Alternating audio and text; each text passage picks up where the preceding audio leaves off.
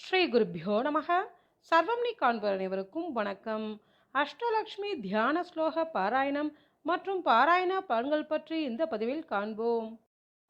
அஷ்டலக்ஷ்மி தியான ஸ்லோகம் 8 வகையான செல்வங்களை அளிக்கும் 8 லக்ஷ்மிகளின் ரூபங்களை வணங்குவதாக அமைந்துள்ளது. அஷ்டலக்ஷ்மி தியான ஸ்லோகத்தை பாராயணம் செய்வதால் நம் வீட்டில் அஷ்டலக்ஷ்மிகளும் நிரந்தர வாசம் செய்வார்கள். இந்த ஸ்லோகத்தை தினமுமே பாராயணம் செய்வது விசேஷ பலனை தரும். அஷ்ட ஐஸ்வர்யங்களும் கிடைக்கும். அஷ்டலக்ஷ்மி தியான ஸ்லோகாஹ.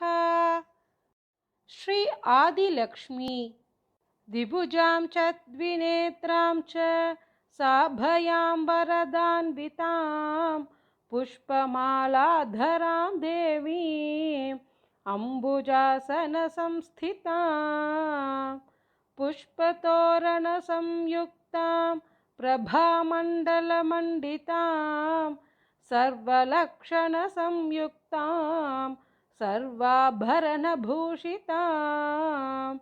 पीतांबरधरां देवी मकुटीचारुबन्धनां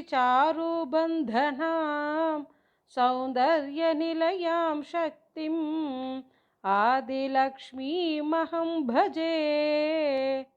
श्री संतानलक्ष्मी जटामकुटसंयुक्तां स्थिरासनसमन्विताम् अभयं कटकं चैव पूर्णकुम्भं करद्वये कञ्चुकं सन्नवीतं च मौक्तिकं चापि धारिणीं दीपचामरहस्ताभिः सेवितां बाष्पयोद्वयोः बालसेनानि संगाशां करुणापूरिताननां महाराज्ञीं च संतानलक्ष्मीं इष्टार्थसिद्धये. श्री गजलक्ष्मी चतुर्भुजा महालक्ष्मीं गजयुग्मसुपूजितां पद्मपद्राभनयनां वराभयकरोज्ज्वलाम् ऊर्ध्वं करद्वये चाब्जं दधतीं शुक्लवस्त्रकं पद्मासने सुखासीनां गजलक्ष्मीमहं भजे. श्री धनलक्ष्मी किरीटमुकुटोपेतां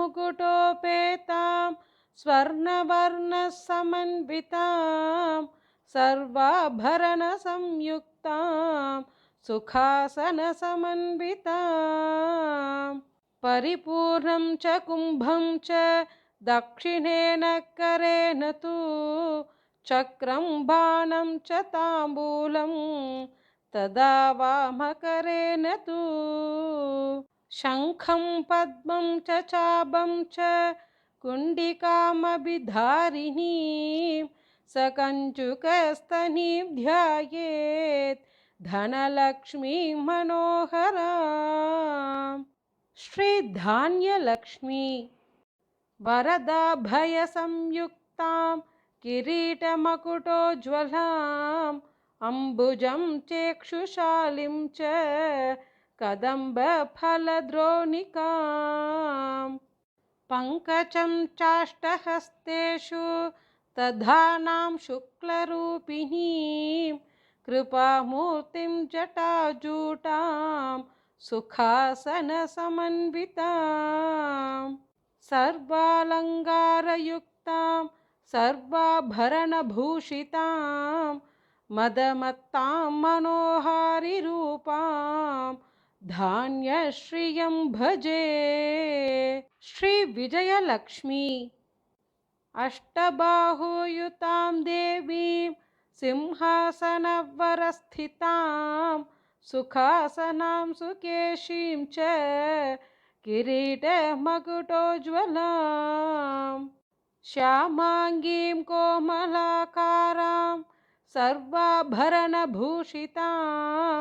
खड्गं पाशं तदा चक्रम् अभयं सव्यहस्तके खेटकं चाङ्गुशं शङ्खं वरदं वामहस्तके राजरूपधरां शक्तिं प्रभासौन्दर्यशोभिताम् हंसारूढां स्मरेद् देवीं विजयां विजयप्रदे श्रीधैर्यलक्ष्मी अष्टबाहुयुतां लक्ष्मीं सिंहासनवरस्थितां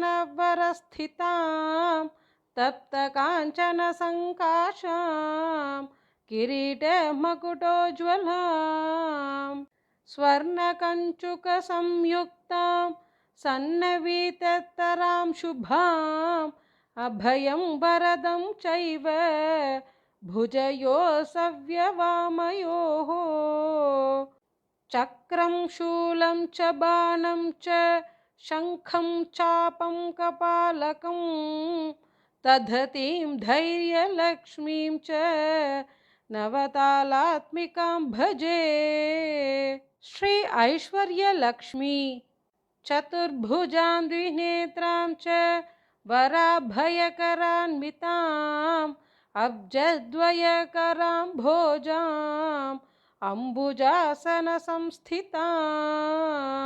ससुवर्णघटोराभ्यां प्लाव्यमानां महाश्रियं सर्वाभरणशोभाढ्यां शुभ्रवस्त्रोत्तरीयकाम् चामरग्रहनारीभिः सेवितां बाष्पयोद्वयोः आपातलं विवसनां करण्डमकुटां भजे।